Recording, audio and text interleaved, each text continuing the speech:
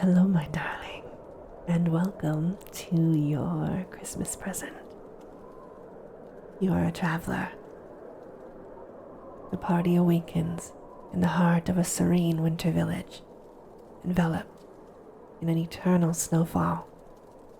The snowflakes descend softly, and the winter wind swirls around you.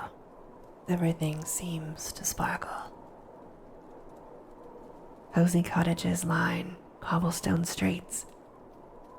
There are festive villagers, decorations, and endless snow.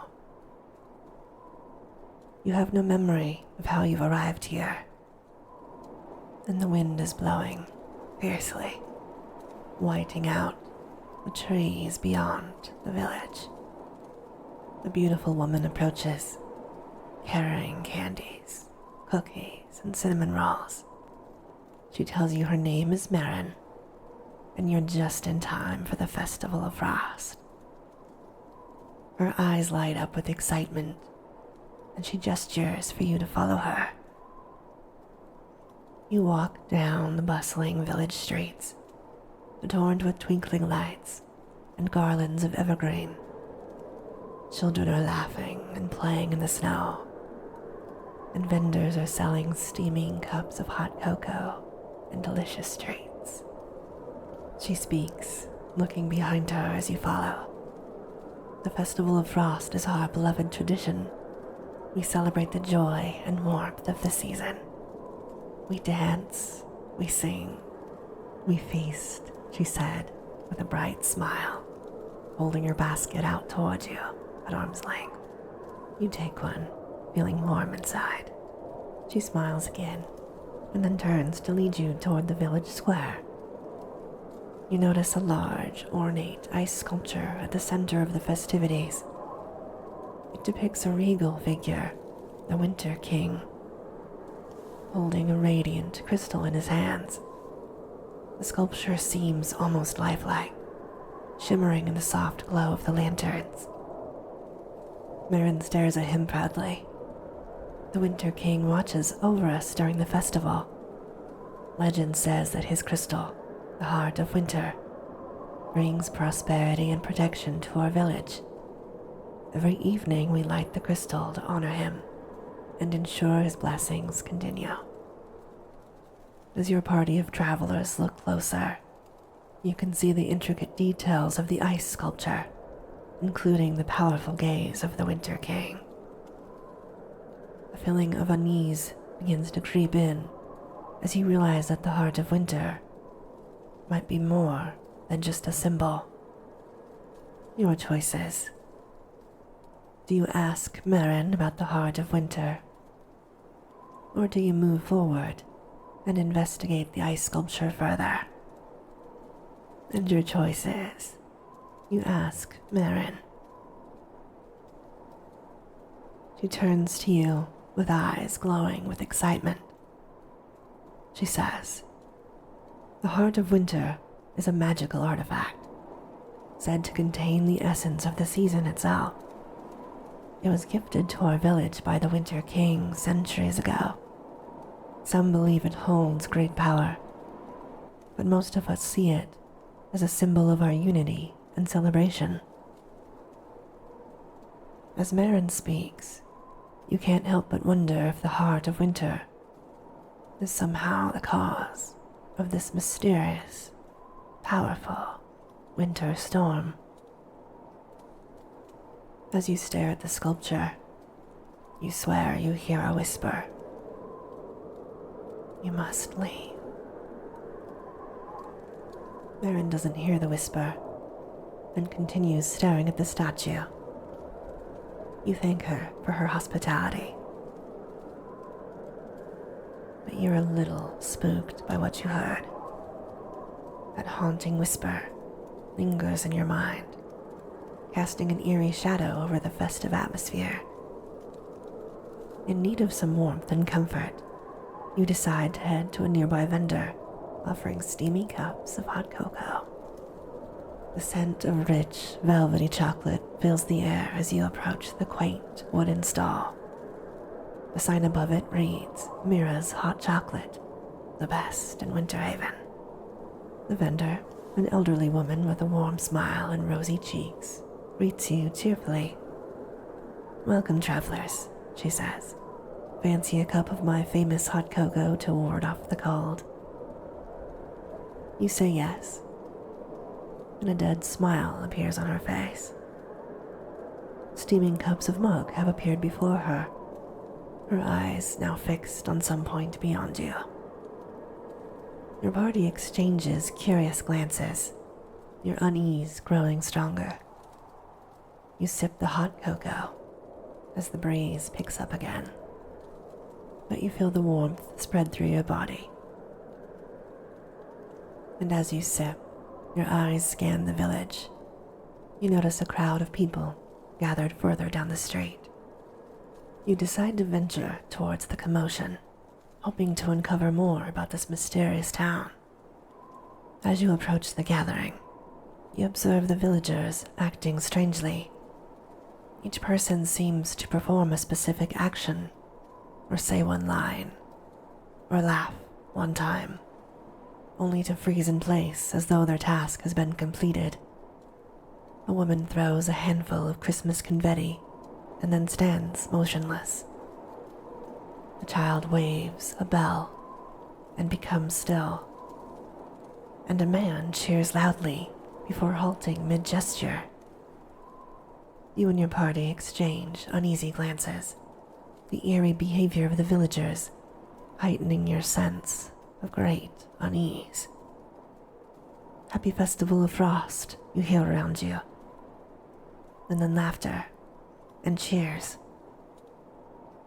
Determined to understand this strange phenomenon, your party continues down the street, only to realize something even more unsettling. After walking for what seems multiple minutes, you are no further from the ice sculpture in the village square. You walk and walk, and though the buildings seem to change, no matter how far you walk, the statue of Winter King remains in view, almost as if you were walking in a circle. "Happy Festival of Frost," you hear, over and over. Your choice is, do you investigate the village square and the ice sculpture further, or do you confront a villager, see if you can break the loop? You decide.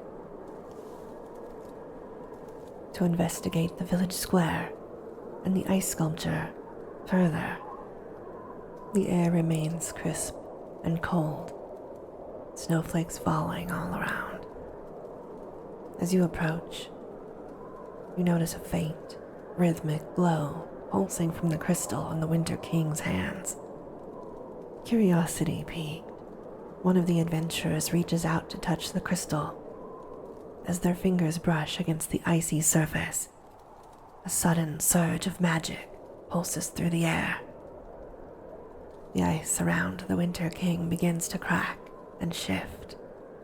The sound echoes throughout the village. No one comes forward. No one seems to notice anything is happening. You and your party step back in alarm, watching in astonishment as the statue comes to life before your eyes. The Winter King's eyes open, glowing with an otherworldly light. He steps down from the pedestal, his presence commanding and regal. "Who dares disturb my slumber?" comes a great, rumbling voice from within. Panic sets in as you realize you've awakened the powerful entity trapped within the ice sculpture. The Winter King's gaze sweeps over you, his expression at once displeasure. Your next choice. Do you attempt to reason with the Winter King? Or do you draw your weapons and prepare for a possible confrontation? Your choice is... You draw your weapons and prepare for a possible confrontation. But as you draw your sword, a chilling, otherworldly scream pierces the air. The scream reverberates through the village, sending shivers down your spine. Before you can even react, the ground beneath you begins to shake violently, throwing you off balance. The world tumbles and twists, snow-covered cottages colliding with each other, villagers' frozen bodies crashing into piles of snow. Immense heaps of snow blanket the landscape at bizarre angles, creating a chaotic and disorienting scene. Just as suddenly as the chaos began, the screaming ceases, leaving an eerie silence in its wake, and only the frosty wind. Your party struggles to your feet, disoriented, shaken. As you regain your bearings, you notice something strange. Monstrously huge eyes staring down at you from the sky. You feel a moaning scream rising up from within you. As the realization hits like a bolt of lightning, you appear to be standing inside a snow globe. The massive eyes blink slowly, observing the tiny world within the glass dome. You and your party stand frozen, your thoughts replaced with a mix of fear and wonder. Your next choice. Do you attempt to communicate with the being outside the snow globe? Or do you investigate the Winter King to see if he holds any answers? Your choice is to investigate the Winter King and see if he holds any answers. As your party cautiously approaches the Winter King, you notice a pained expression in his eyes. He sighs deeply, his breath forming icy mist in the air. And then he begins to speak. The festival of frost you see before you is a charade, he says, repeating the same day over and over. I have been cursed here by a powerful witch, my brother's wife. You see, I am Christmas, and she hates Christmas. His eyes stared directly into yours. I must get out of here before midnight, he says. There is still a chance. We can still get out of here together. But as he says this, you see Marin falter a step in your peripheral. She falters again. She drops a cinnamon bun. Listen to me, says the Winter King gruffly. We do not have much time. The laughters that had begun again are halting, chaotic. You feel deep uneasiness. As he growls again, you must listen to me. Take this crystal. Do as I say. Hurry. You hear Marin let out a little gasp. You turn your eyes towards her, and though she is walking her out and carrying her basket once more, her eyes are filled with terror, suggestion. But your party presses closer, listening to the king. The wind is blowing in your ears, and you're feeling strange unease, a rising terror in the back of your throat. One of your party is reaching toward the crystal, and you shout, "Stop!" They turn to look at you. You stare at the king, and you say, I know your name. I know your true name. As you say this, the Winter King begins to growl. An unearthly, supernatural, terrifying sound. Krampus, you whisper. You were cursed by an evil witch to remain trapped in this form, to protect Christmas Your party is taken aback. Your earlier determination now mingled with confusion and alarm. And now you wonder how on earth you can escape this enchanted snow globe without releasing Krampus upon the world again. Krampus smiles at you. This heart of winter holds immense power, he said. It is the key to breaking the enchantment and escaping the snow globe. But it will release me if you use it, even to release yourself. The witch designed it so that only the purest of hearts can wield it without consequence. And if you're here, you are no saint. You realize with a shiver that Krampus might be right. You are a treasure hunter, after all. An adventurer, a traveler. But maybe your heart was pure enough to use the heart of winter, but keep Krampus trapped inside. You begin to recall your journey into this enchanted snow globe, remembering that you were in an old abandoned library when you discovered this snow globe. There was a parchment you had been holding, and you had been reading it aloud when one in your party touched the snow globe. I remember, he said. In the heart of winter's chilling embrace, a soul of purity shall find her place, with compassion as her greatest strength. She wields the power at arm's length. As snowflakes dance and whispers sing, her touch alone can break the ring. As you finish reading the poem, an even deeper chill begins to consume you. But you watch with horror as Krampus somehow begins to thaw, small cracks forming in the once solid statue. The realization that Krampus is gaining power sends waves of panic through you. His growls shake you to the core, filling the air with a sense of impending doom. You glance around the village square, noticing the villagers' movements becoming more erratic.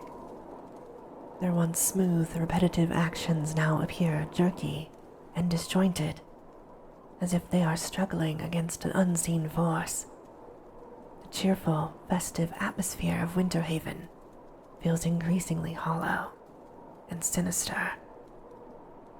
Their eyes are wide as they jerk, and their laughs are halting. Krampus smiles at you. Your presence here, it warms me. I will be free soon. Your mind is racing. If Krampus fully thaws, he might be able to shatter the crystal and break free from his curse, unleashing his wrath upon the world. You need to act quickly, but your options are limited and fraught with danger. Your choices are: attempt to grab the heart of winter, even though you may be stuck here forever, or confront the villagers to see if they can identify the woman described in the poem. Your choice is: grab the heart of winter and risk being stuck here forever.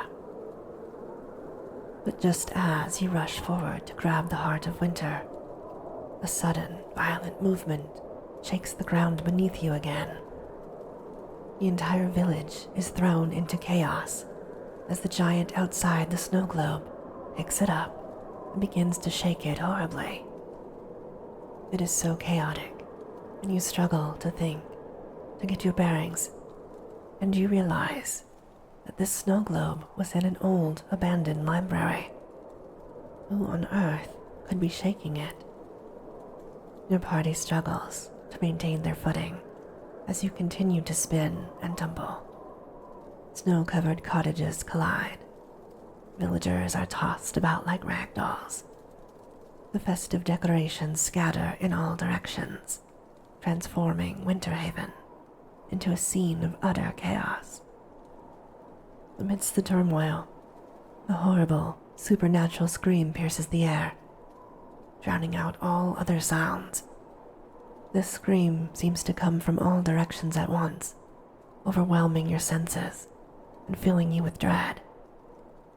Just as you get your eyes on Krampus again and reach for the heart of winter, Marin grabs the heart. Her eyes liquid as she stares directly into yours. A powerful surge of magic courses through the air. She stares at you, a sad smile crossing her face, but you see that she's in agony. Her cries are echoing through the village square, and you are somewhat dumbfounded when you realize that it was Marin after all, the one with a pure heart who wields compassion at arm's length. As great magic surges around her, Krampus's unearthly howls grow louder, more desperate. The snow around the village begins to melt rapidly, transforming into a tidal wave that threatens to engulf everything in its path. "It's mine," Krampus shouts. "You cannot stop me." You scramble to hold your ground as the wave of melting snow crashes towards you. The waves come in such a rush that they batter you and your party, pressing you against the unyielding glass wall of the snowglobe. The immense eyes from outside watch in shock, their gaze piercing through the chaos. Just as you feel the icy water closing over you, and you feel you are about to take your last breath, a loud, splintering sound fills the air, and the glass begins to crack. In an instant, the snow globe shatters, dumping you and your fellow travelers out onto the cold, dusty floor of that abandoned library. Gasping for air, you scramble to your feet, dripping wet, disoriented. The familiar surroundings of the library come into focus, but something is amiss. Standing before you is a very confused and angry witch. As you stand before her, you brace for confrontation, but something shifts in her eyes, revealing not just anger, but deep sorrow. "You don't understand," she said. "I never meant for any of this to happen. I was just a child, and I made a terrible mistake." You are shaken by her words, your confusion deepening. The witch lowered her staff, the crackling energy dissipating. She said, "When I was a child, Krampus caught me being naughty. He promised to spare me, but only if I offered him the soul of a sibling who had not yet been born. Desperate and afraid, I agreed. I didn't know what I was promising." You listen in silence, the weight of the witch's confession settling over you like a blanket of heavy snow. "Years later," she continued, "my sister Marin was born. Krampus came for her, ready to claim her soul. In a desperate attempt to save her, I bound her soul to the heart of winter and trapped Krampus in Marin's favorite toy." "What can we do?" you ask. "We saw her in there." The witch's expression softens, her sorrow palpable. The heart of winter can only be wielded by a soul of pure compassion. If Marin's heart is free, Krampus is free. Your party stares at the witch. Disbelief, confusion, sadness. But you realize that the witch needs another soul to maintain the balance and keep Krampus contained. Your jaw sets with determination. You understand the gravity of the situation, and you know that a sacrifice must be made to save Marin and keep Krampus contained. I know what needs to be done, you say. If this could save Marin and keep Krampus contained, I'm willing to promise you my firstborn. The witch stares at you. Your party is silent. Are you certain? She asks. Do not take this lightly. You are promising a soul, a powerful bond. You nod. You are resolute. I am not married, and I don't have children. I never thought I would. But if this can save Marin and protect the world from Krampus, then do it. You begin to look around the room for another item that could tramp Krampus. You look around the old abandoned library. Books, lamps, paintings. You realize there's a dusty picture hanging on the wall. The painting depicts a quaint village nestled among snow-covered hills, eerily reminiscent of Winterhaven. Its serene beauty is a stark contrast to everything you've just endured. It is perfect, you say out loud. This painting will do, the witch confirms. Its imagery is strong enough to hold the enchantment, but we must act quickly. The witch begins the ritual. By the power of the heart of winter and the strength of your promise, she says, we shall contain Krampus once more and free Marin's soul. As the ritual progresses, the heart of winter begins to form in front of you, and along it, the shadow of Marin. You can hear Krampus howling suddenly, but he is held in place. You feel a distinct disturbance, as if a part of your very soul was being pulled away. A shiver runs down your spine, and the room seems to darken. The shadowy form of Krampus begins to emerge, slowly being drawn from Marin and into the painting. The witch's voice trembles as she continues her incantation, and you feel a deep, wrenching sensation in your soul. You glance around, your heart pounding, as Marin's form appears before you, her eyes filled with pain and gratitude. Thank you, she says, for freeing me.